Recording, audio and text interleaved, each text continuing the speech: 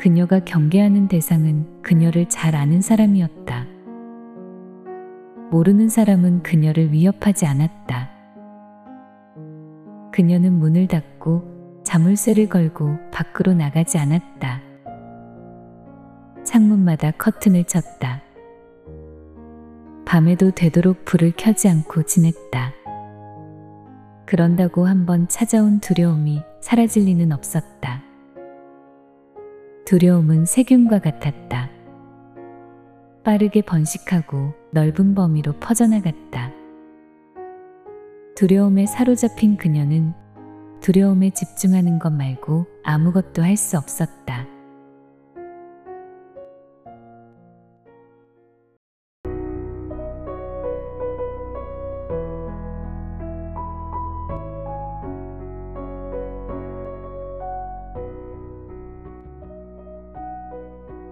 안녕하세요. 영자 오디오북 영자입니다. 오늘 소개해드릴 작품은 이승우 작가님의 넘어가지 않습니다. 입니다. 이 단편은 소설집 모르는 사람들의 수록된 작품입니다. 폭력적인 동거남으로부터 도망친 그녀는 친구의 도움으로 시골의 한 전원주택에 숨어 지냅니다. 그런데 밤마다 누군가 집 주변을 기웃거리는 것 같아 공포와 불안감에 시달립니다. 그녀는 동거남이 아닐까 불안하고 두렵습니다. 그러나 신고한 경찰관에 의해 잡힌 사람은 뜻밖에도 인근 농장에서 일하는 외국인 노동자입니다. 그녀와 외국인 노동자는 서로가 경험한 폭력의 성향은 다르지만 그 경험으로 인한 두려움과 공포심의 결과 무게감은 같습니다. 두려움이라는 경계선, 안과 밖에 서 있는 두 사람이 부디 경계선을 잘 넘을 수 있길 응원하게 되는 이야기. 넘어가지 않습니다. 지금 시작하겠습니다. 넘어가지 않습니다. 이승우. 넘어가지 않습니다. 나는 여기로 있습니다. 당신은 용서합시다. 순경에게 팔을 붙들린 남자가 호소하듯 말했다.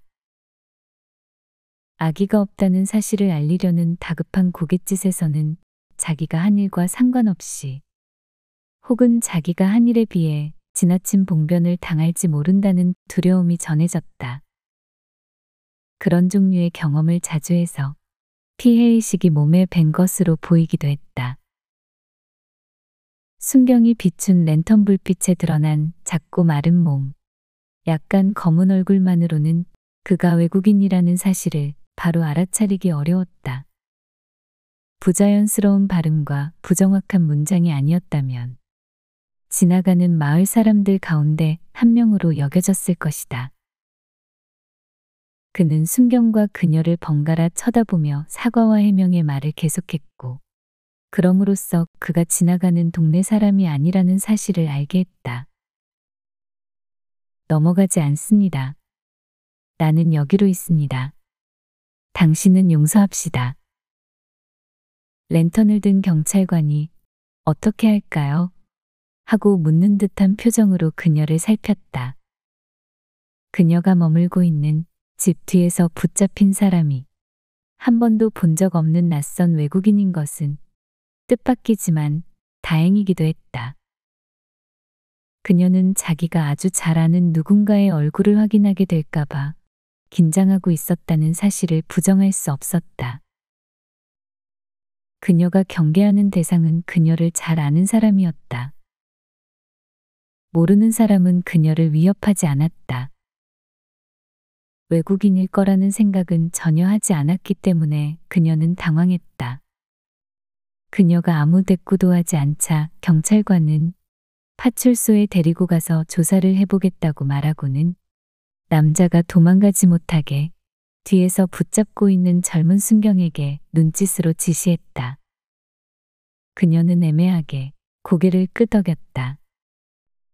사모님, 나는 넘어가지 않습니다. 당신은 용서합시다. 사모님, 나는. 외국인 남자는 그녀를 돌아보며 같은 말을 반복했다.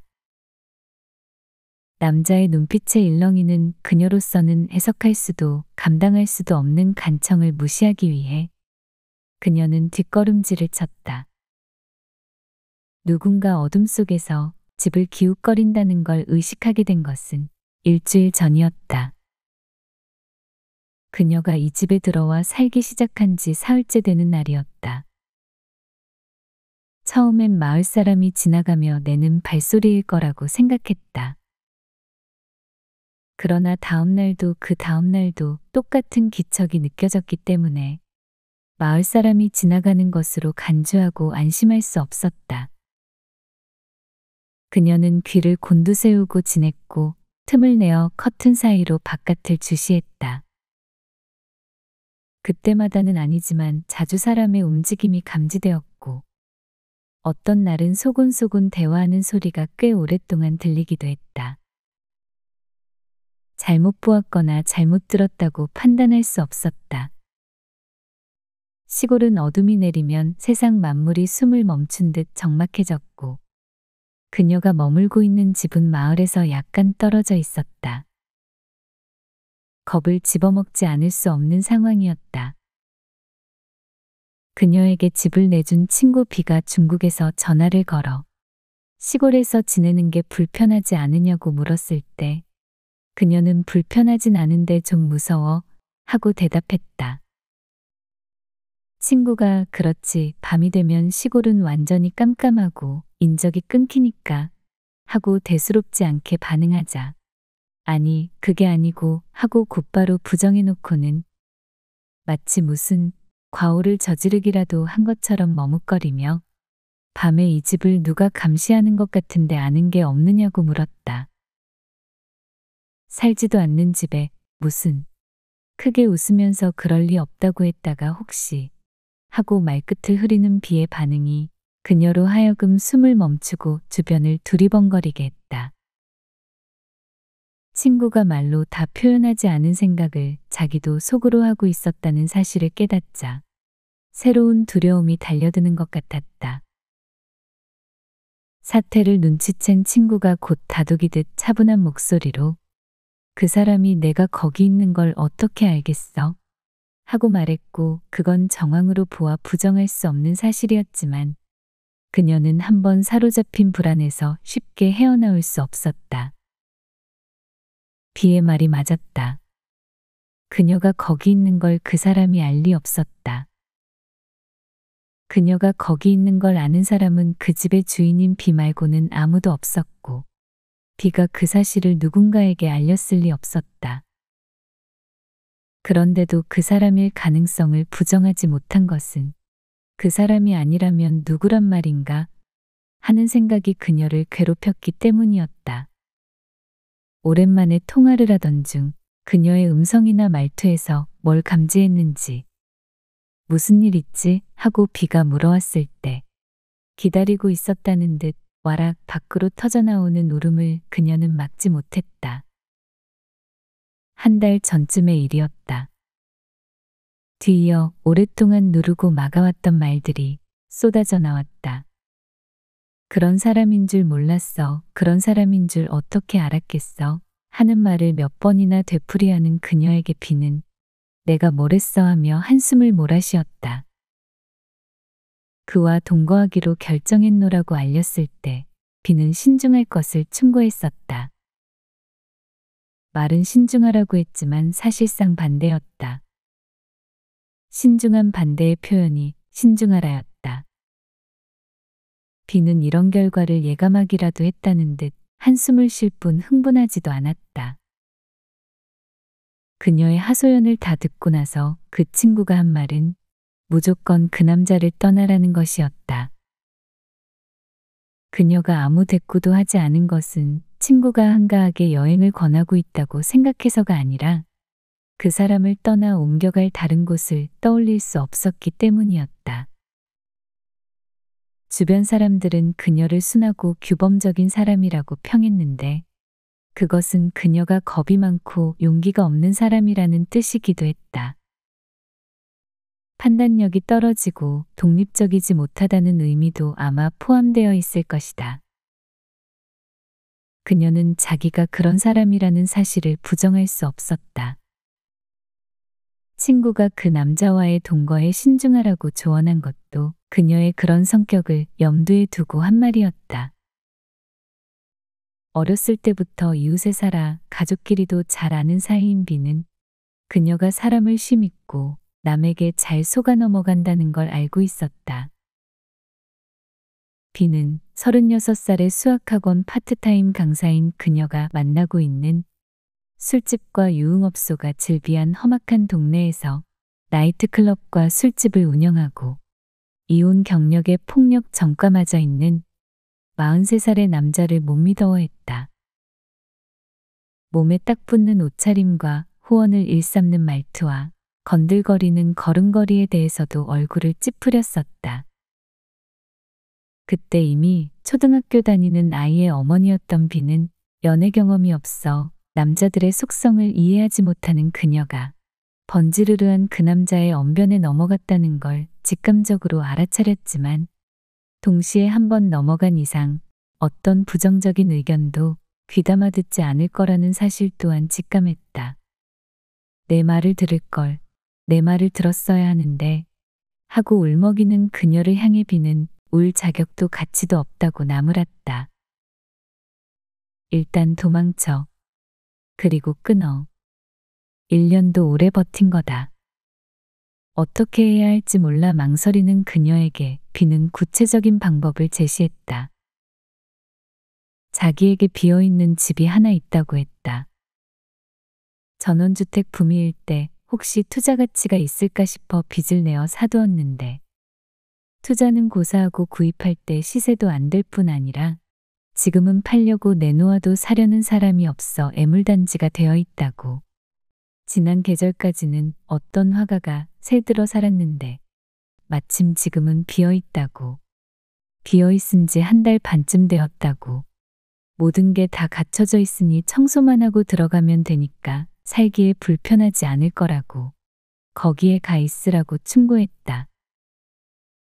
그녀가 글쎄 고맙긴 한데 하며 망설이자 친구는 1년 전에 적극적으로 말리지 않아 이런 일이 생기게 한 과오를 되풀이하지 않겠다는 듯 꼭 자기 말대로 해야 한다고 여러 번 당부했다.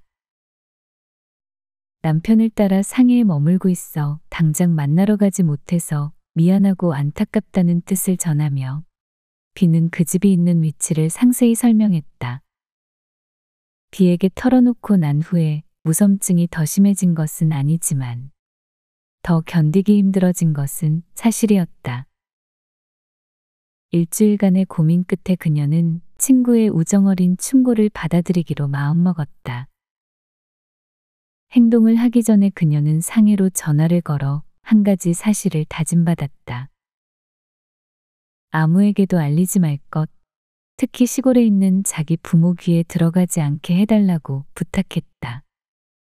비는 자기도 모르고 있겠다고 말함으로써 그녀를 안심시켰다. 그러고는 그 시골집에 어떻게 가야 하는지 다시 자세히 알려줬다. 일단 잠실역이나 강변역에서 마석까지 가는 버스를 타라고 했다. 마석에서 내린 다음 사람들에게 물어 30-3번 버스를 탈 수 있는 정류장으로 이동해야 한다고 했다. 30-3번 버스는 자주 다니지 않을 거라고 했다. 어쩌면 30분을 기다려야 할지도 모른다고 했다.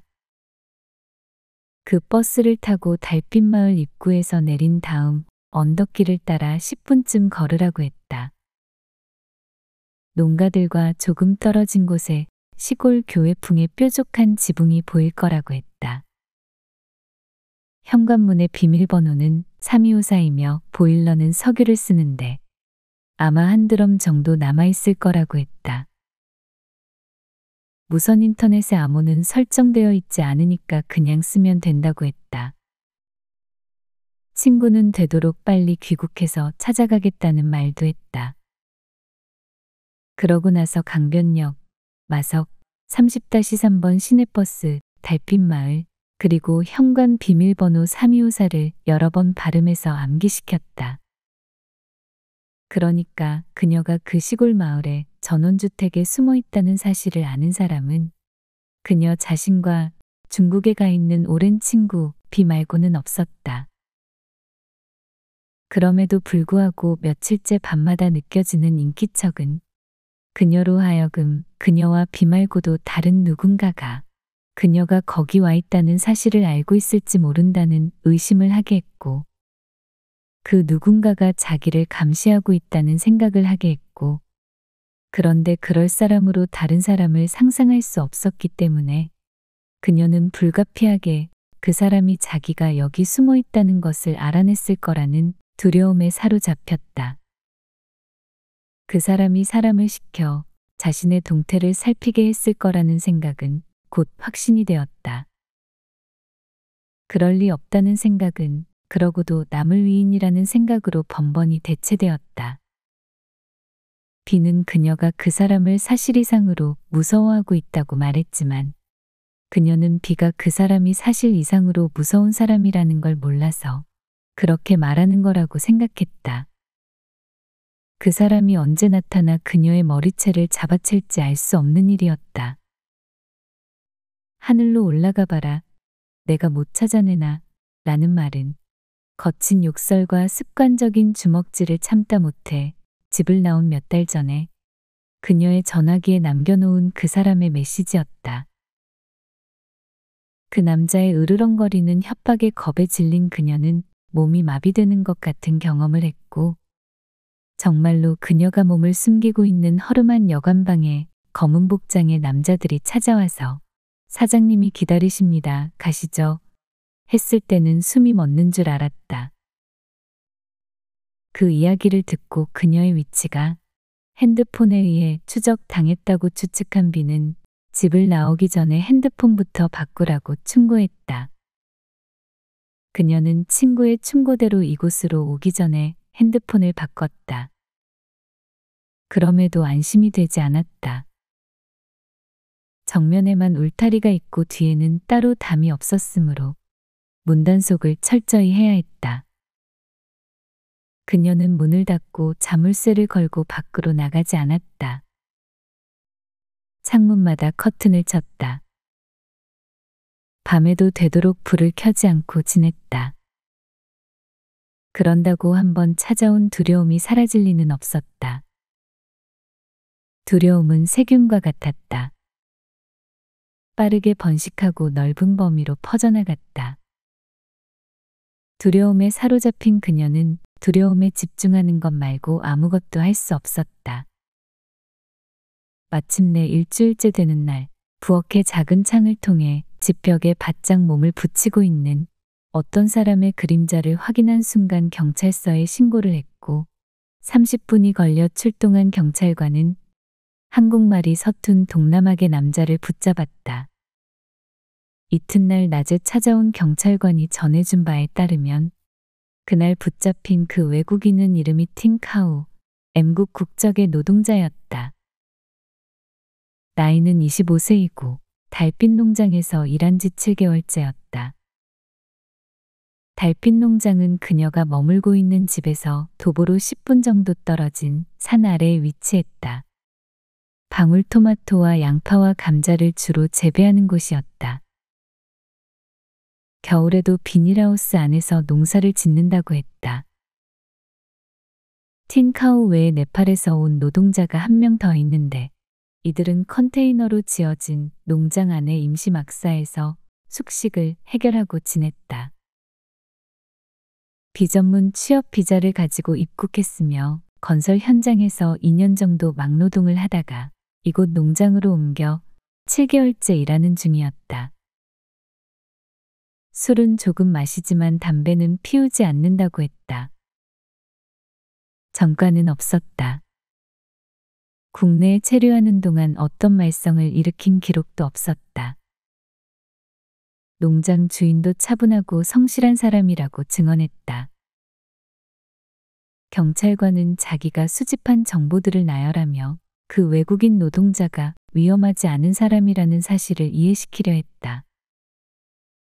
그녀는 그런 정보들이 귀에 들어오지 않았다. 따져야 하는 것은 그런 정보들이 아니었다. 그 남자가 밤마다 자기를 엿본 것은 부정할 수 없는 사실이고, 따라서 그가 왜 그랬는지 밝혀져야 했다. 그녀의 조급함을 의식하고도 일부러 뜸을 들이는 듯한 경찰관의 태도가 마땅치 않았다.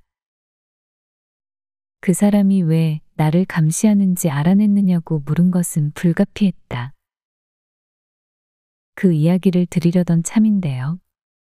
그게 참 그 사람이 밤마다 여기 온 건 사실이었습니다.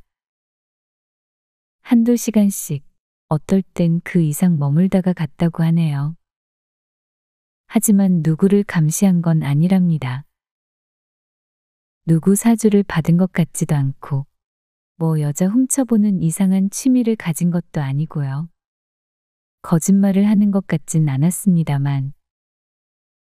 그럼 뭐예요? 그녀가 눈빛으로 설명을 재촉했다. 이것 때문이었어요.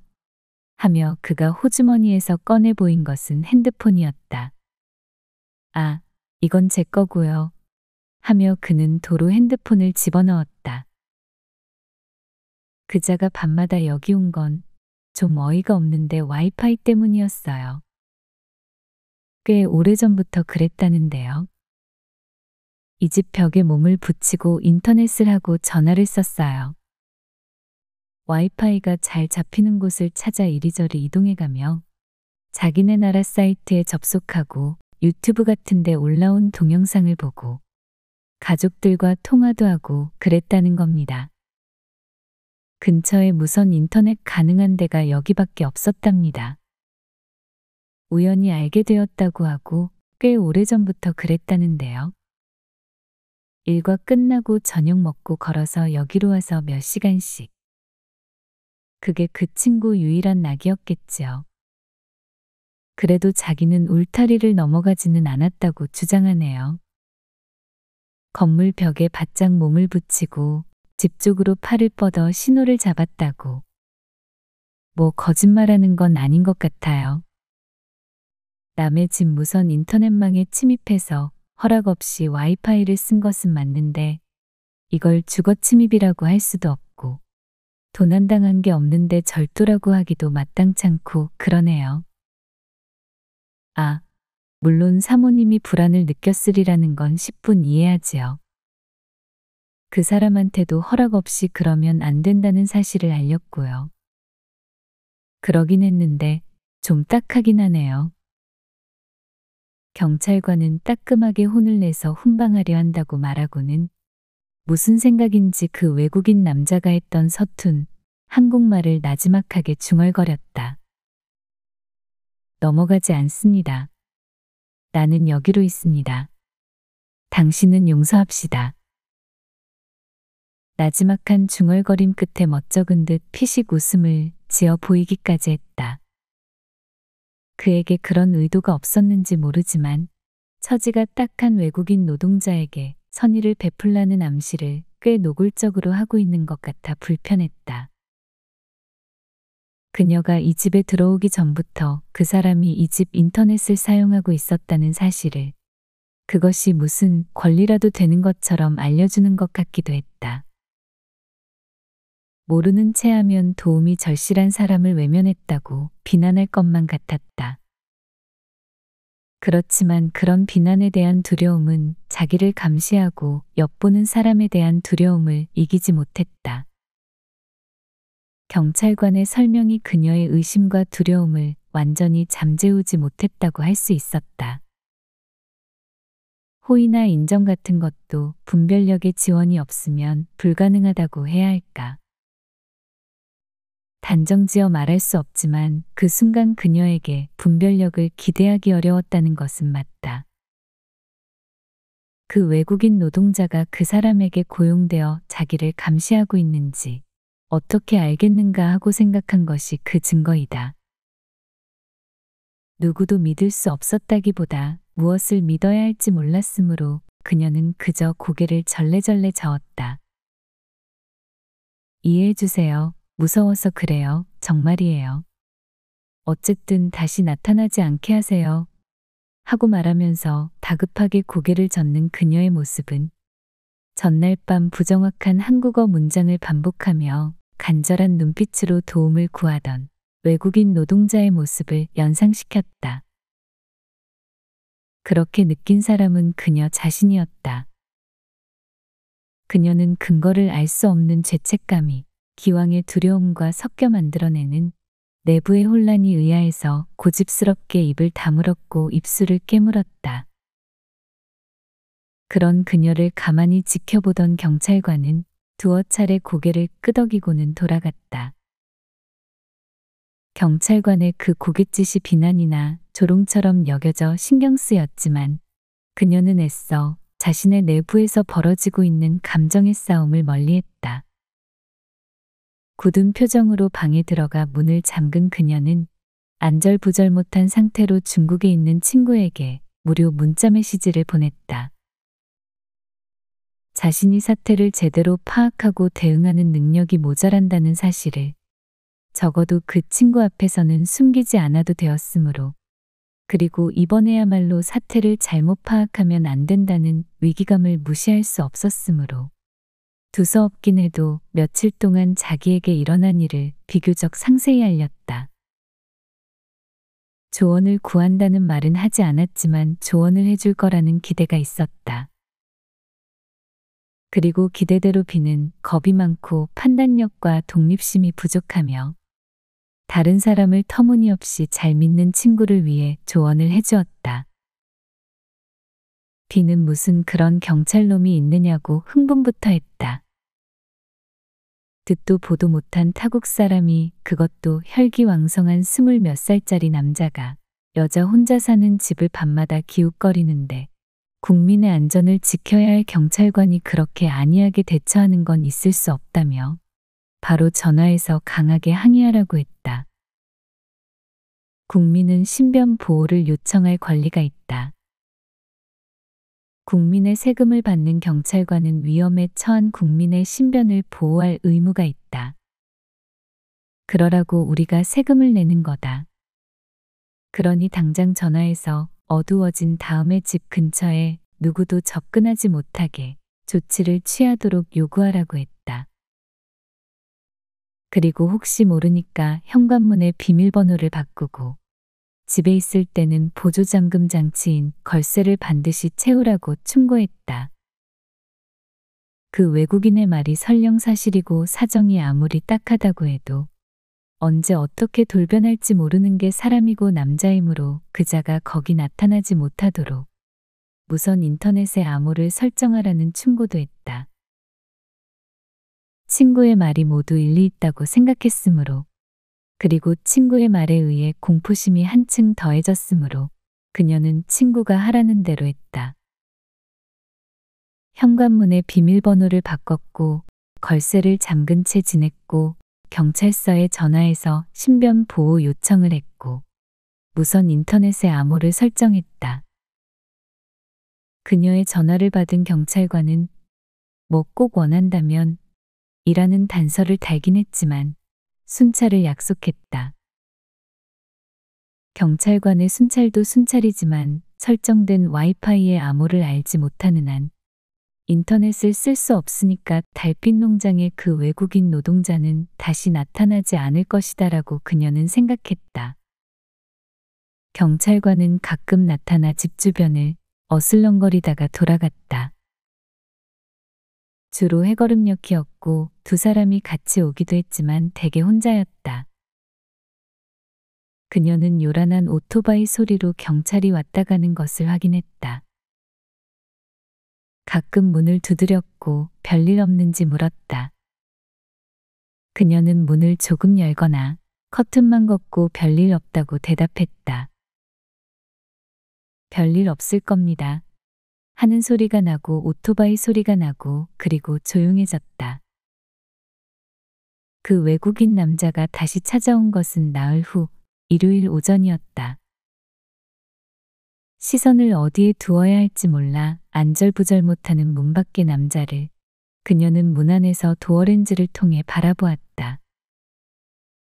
밤에 보았을 때보다 키가 더 작고 몸집이 왜소했다. 얼굴도 더 검고 수척해 보였다.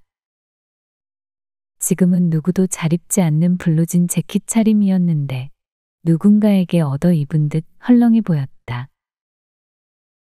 정체를 알고 난 다음이라 그런지 생김새만으로도 외국인이라는 걸 금방 알아볼 수 있었다. 왜 찾아왔는지 모르지만 그녀는 알고 싶지 않았고 그저 그가 빨리 돌아가기만을 바랐다. 무슨 말인가를 했지만 음악을 크게 틀어놓고 있었기 때문에 무슨 내용인지 확인할 수 없었다. 10분쯤 초조하게 서 있던 남자는 방울토마토가 담긴 큼지막한 비닐봉지를 현관 앞에 두고 떠났다.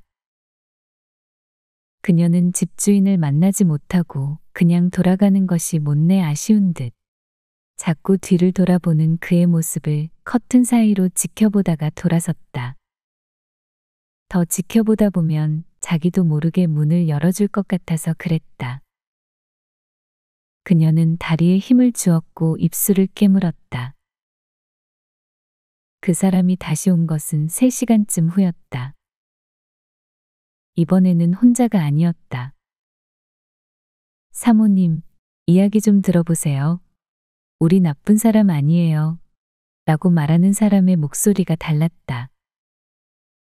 무엇보다 발음이 더 정확해서 알아듣기 쉬웠다. 그녀는 문을 열지 않고 도어렌즈를 통해 그들을 살폈다. 말하고 있는 남자는 키가 컸고 고스머리였고 볼이 움푹 팼고 피부가 더 검었다. 나이도 더 들어 보였다. 멋을 부리려고 그랬는지 몸에 딱 달라붙는 점퍼를 입고 지퍼를 목까지 올렸는데 멋있어 보이지는 않고 우스꽝스럽게 보였다.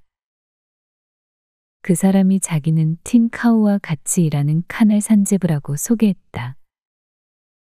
문은 안 열어도 상관없다고, 이야기만 들어달라고, 듣고 있을 거라고 생각하고 말씀드린다고 서두를 꺼낸 다음 자기는 네팔에서 돈 벌러 한국에 왔으며 틴 카우의 친구인데 자기가 한국말을 친구보다 조금 잘하기 때문에 틴 카우의 의사소통을 도와주러 같이 왔다고 말했다. 틴 카우는 그 옆에서 겁먹은 눈으로 주변을 두리번거렸다. 틴 카우는 나쁜 사람 아닙니다. 도둑질 안 합니다. 라고 그는 말했다. 틴 카우가 고개를 끄덕였다. 틴 카우는 집에 전화하고 싶어 합니다. 틴 카우는 한국에 온 지 3년 넘었는데 돈 많이 못 벌었습니다. 나쁜 사장 만나 돈 못 받았습니다. 그리고 한 번도 집에 못 갔습니다. 틴 카우 가족들 불쌍합니다. 틴 카우 나라 위험합니다. 사람들이 그 나라 떠납니다. 폭격으로 집이 날아갔습니다. 아버지가 아픕니다. 누워 있습니다. 틴 카우는 가족들을 걱정합니다. 한국 데리고 오고 싶어 합니다. 그렇지만 힘듭니다. 돈 없습니다. 돈 많이 벌어야 합니다. 틴 카우는 가족 소식 들어야 합니다. 자주 전화 걸어야 합니다. 라고 천천히 그러나 또렷하게 말했다. 친구가 자기를 위해 말하는 동안 틴 카우는 자기에게 주어진 역할을 성실하게 수행하는 연기자처럼 연신 고개를 끄덕였다. 어떨 때는 크게 끄덕이고 어떨 때는 작게 여러 번 끄덕였다. 그러다가 고개를 들어 호소하는 눈빛으로 그녀가 있는 문 쪽을 바라보기도 했다. 집 안으로 넘어 들어가지 않습니다. 밖에서 핸드폰만 쓸 것입니다. 도움을 베풀어 주십시오. 부탁합니다. 네팔 사람 카날 산제부는 주어를 생략하고 말했다.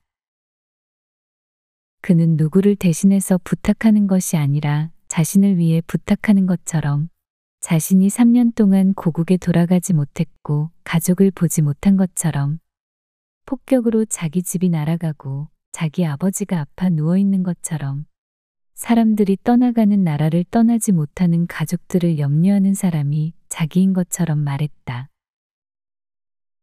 한국어에 능숙하지 않아서 생긴 우연한 현상일 수 있으나 그녀에게는 그 사실이 신기하게 여겨졌다.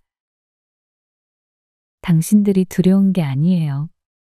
그녀는 입을 열었지만 곧 닫고 말았다.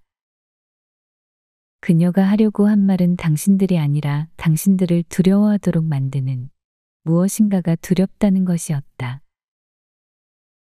그 무엇인가가 당신들뿐 아니라 세상에 대해, 세상의 모든 사람들에 대해 두려움을 갖게 한다는 것이었다.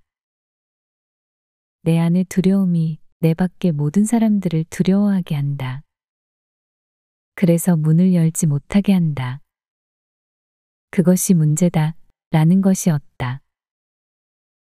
그러나 그녀는 자기가 하려는 말을 충분히 잘할 수 있을지 갑자기 자신이 없어졌고, 또 자기가 충분히 잘 말한다고 해도 그들이 제대로 알아들을 수 있을지 확신이 생기지 않았다. 그래서 입을 다물었다. 한참 동안 그녀의 반응을 기다리던 팀 카우가 열리지 않는 문을 향해 큰 소리로 무슨 말인가를 했는데 그녀는 정확히 알아듣지 못했다. 팀 카우가 한 마리 선물해 주세요, 사모님, 이었다고. 그의 네팔 친구가 알려줬을 때 그녀는 깜짝 놀랐다. 선물이라니? 그 말은 어색하고 어울리지 않는 말로 들렸다. 한국말이 서툰 외국인 노동자가 엉뚱한 단어를 발음한 것이라고 생각했다. 그러나 그들이 출석하는 은혜교회 목사님이 오늘 설교에서 은혜가 선물이라고 했다고 부언한 사람은 그의 네팔 친구 카날 산제부였다. 이어서 너희가 가지고 있는 것 가운데 누군가로부터 받지 않은 것이 무엇이냐? 다 받은 것인데 그러지 않은 것처럼 어떻게 자랑할 수 있느냐는 말이 성경에 쓰여 있다는 말을 띄엄띄엄 했다. 우리가 가진 것은 다 받은 거고 받지 않은 것이 없고 그러니까 주어야 하는 거라고 했어요. 선물이요. 라고 강조하기까지 했다. 그녀는 무언가를 강요받는 듯한 기분이 들었지만 불쾌하지는 않았다. 불쾌하다기보다 불편했다. 그녀는 닫혀있는 문이 곧 열릴 것만 같았고 그래서 불안해졌다. 그러나 물론 문이 열릴 수는 없었다. 닫혀있는 문이 열리려면 문 밖에 그들이 억지로 힘을 써서 부수거나 문 안에 그녀가 스스로 잠금장치를 풀고 열어주어야 했다. 그들이 무력을 쓸 가능성이 있다고 할 수 없고 그녀가 문을 열어줄 생각을 하고 있는 것도 아니었으므로 저절로 열리지 않는 한 문이 열릴 일은 없었다. 그런데 누군가의 의지나 어떤 작용 없이 저절로 열린다는 건 합리적인 생각이 아니었고 따라서 고려할 사항이 아니었다. 문이 열릴지도 모른다는 걱정은 할 필요가 없다는 뜻이었다. 그러나 한번 찾아온 그 걱정은 쉬 사라져주지 않았다. 문이 열리면 안 된다는 생각이 이상한 열정처럼 그녀를 사로잡았다. 그녀는 그들이 위험한 사람들이어서가 아니라 다만 열리면 안 되는 문이 어떤 작용에 의해서 열릴지 몰라 초조해졌다. 문이 열리고 난 다음 벌어질 좋지 않은 어떤 일을 예상해서가 아니었다. 가령 그 남자들이 누구의 사주를 받고 자기를 감시한다거나 문이 열리는 순간 난폭하게 변해서 자기를 어떻게 할 거라는 걱정을 적어도 그 순간에는 하지 않았다. 그보다 문이 열리는 순간 밖에 있는 사람들에게 자기 모습이 어떻게 보일지 그것이 걱정이었다. 그들이 보게 될 자기 모습을 그녀는 보고 싶지 않았다. 그녀는 도어렌지에서 떨어져 경계하는 자세를 취했다. 그들이 다음에 뵙겠습니다. 하고 인사한 다음 돌아가지 않았다면 경찰에 전화를 걸었을 것이다. 위험해서가 아니라 불안해서, 두려워서가 아니라 어떻게 해야 할지 몰라서. 그녀는 무선 인터넷에 암호를 설정했고 그 번호는 외부에 알려지지 않았으므로 외부인이 그 집의 와이파이망에 침범할 수 없었다. 그 외국인 노동자도 예외가 아니었다. 그러니까 이제 그 외국인 노동자는 그녀의 거처에 나타나지 않아야 한다. 와봤자 그가 원하는 것을 얻을 수 없으니까. 무료 인터넷을 이용하는 것이 불가능하니까. 전화도 걸 수 없고 포털 사이트에 접속할 수도 없고 유튜브 동영상도 볼 수 없으니까. 그러나 밤이 되면 남자는 어김없이 나타나서 그녀가 머물고 있는 집 주변을 배회했다. 핸드폰을 머리 위로 들고 혹시나 하고 여기저기 자리를 옮겨 다니는 왜소한 체격의 남자의 자취를 매일 밤 느낄 수 있었다. 매번 허탕치면서도 그것 말고는 다른 방법이 없어서 오늘 밤은 혹시 하고 밤마다 찾아오는 남자의 마음이 손에 잡힐 듯 했다. 그녀는 그 마음을 손에 잡지 않기 위해 자주 손을 등 뒤로 감추고 눈을 감았다. 이상한 것은 그런데도 그 사람을 쫓아내거나 신고할 생각이 들지 않는다는 점이었다.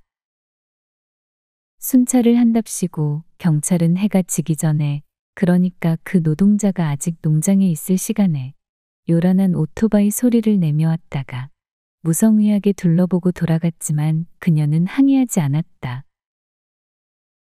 어느 날 밤 비에게 보내는 문자 메시지 창에 그녀는 이런 기분은 뭘까? 마치 내가 인질범이 된 것 같다. 라고 썼다. 그녀의 무르고 흐리멍텅한 성격을 잘 알고 있는 친구는 곧바로 나약해지지 마. 내가 인질이지 무슨 인질범 하고 나무랐다. 물론 그녀가 인질이라는 친구의 진단에 그녀는 동의했다. 그녀는 집안에 붙들려 밖으로 한 발짝도 나가지 못하는 상태였다. 그녀가 누군가의 인질이라는 건 틀린 말이 아니었다. 그녀가 피해서 도망온 동거남과 그녀의 밤을 위협하고 있는 외국인 노동자는 그녀를 연금 상태로 만들었다는 점에서 차이가 없었다. 그렇게만 생각하려 했다. 거기까지만 생각해야 했다. 그래야 안전했다. 그런데 생각이 거기서 멈춰지지 않았다. 거기서 멈추려 하면 무언가 허전하고 자기를 기만하는 것 같아 마음이 불편했다. 누군가에 의해 인질로 잡혀 있는 상황이 틀림없는데 거꾸로 누군가를 인질로 잡고 있는 것처럼 거북하고 떳떳하지 않은 것은 왜일까? 어째서 온전히 피해자라는 태도를 견제하는 것이 거북하고 쑥스러운 것일까? 비는 근거 없는 자학, 쓸데없는 감상주의라고, 통박하고 선에 빠져서 세상 독한 맛을 아직 덜 봐서 같은 말을 동원해 야단쳤다. 친구의 의견 가운데 그녀가 받아들일 수 없는 것은 없었다. 그러나 친구의 의견 말고 그녀가 받아들여야 하는 것이 더 있는 것 같았다. 그것이 전부가 아닌 것 같았다. 갑자기 기온이 떨어져 낮부터 내리던 비가 눈으로 변하고 바람까지 몹시 심하게 불던 날밤 문득 며칠 전에 그 남자가 현관 앞에 두고 간 방울토마토가 떠올랐다. 그것을 안으로 들이는 것이 그 남자에게 호의적인 사인으로 받아들여질지 모른다는 생각 때문에 그녀는 그 봉지에 손대지 않았다. 쓸데없이 오해하게 하고 싶지 않아서였다. 그런데 비바람을 맞으며 방치되어 있을 방울토마토 봉지가 그날따라 마음에 걸려 그녀는 현관문을 열고 나갔다. 방울토마토를 집 안으로 들여놓는 그 짧은 순간에 바람이 휘몰아치면서 한 움큼의 비를 현관 안쪽에 뿌렸다. 설마 이런 날씨에도 그 외국인이 집 주위를 서성이고 있을 리 없다는 생각을 하면서도 이런 날씨에도 불구하고 여전히 나타나 집 주위를 서성이고 있을지 모른다는 생각이 떨어져 나가지 않았기 때문에 그녀는 바람에 따라 이리저리 휘어지며 쏟아지는 빗줄기를 한참 바라보고 있다가 우산을 찾아 쓰고 밖으로 나갔다. 그 외국인을 볼 거라고 생각해서인지 볼 수 없을 거라고 생각해서인지 확실하지 않았다. 그 외국인이 비를 맞고 있기를 바라는지, 그러지 않기를 바라는지도 분간하기 어려웠다. 비를 맞으며 떨고 있는 그 외국인을 만나지 않기를 바라는 마음 한구석에 정작 그 외국인을 보지 않게 된다면 몹시 섭섭하고 배신감이 들 것 같은 이해하기 힘든 마음이 자리했다. 그리고 세차게 몰아치는 비바람을 피하지 못해 옷이 다 젖은 채 처마 밑에 오들오들 떨고 서 있는 왜소한 체격의 외국인 노동자를 발견했을 때 그녀는 그 남자가 자기를 배신하지 않았다고 느꼈고 심지어 자기에게 기회를 준 그를 향해 고마움을 느끼기까지 했다. 그 순간 그녀가 애써 피하려고 했던 진실을 눈앞에서 목도한 것 같았다. 피해자이기만 할 때 그녀는 마음의 부담을 느끼지 않았다. 피해자라는 신분을 가지고 있는 동안은 누군가의 도움을 조건 없이 무제한적으로 요청할 수 있었다.